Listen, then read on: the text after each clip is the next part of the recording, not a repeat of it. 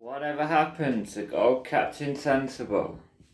What was he really doing while he was away? What was he doing during lockdown? Can you really keep a grower from growing? Maybe.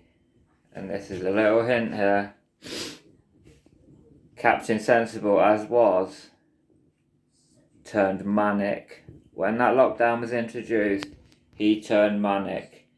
He was already pissed off with his channel. I'm talking about myself here in the third person, but he was already pissed off with his channel. He just wanted to give it a rest, throw it all away, just cancel it, and he's just gonna record his growth for prosperity. He actually starts this just before the lockdowns and stuff, towards the end of January.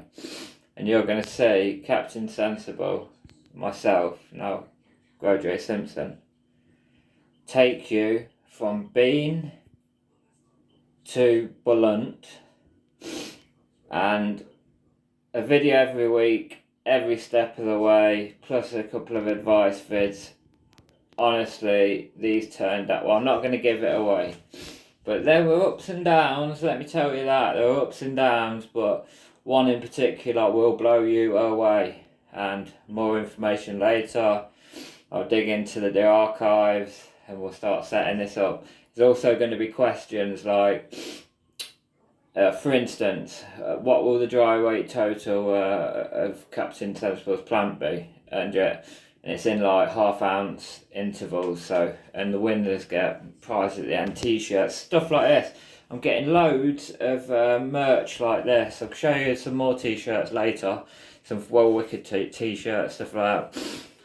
Royal Queen seeds, because I bought quite a few seeds, to sending me some more and stuff. So yeah, get in, get subbed up. The questions will be like, will Captain Sensible pot straight up to the big pot, or will he do it in 2 stages, that sort of thing.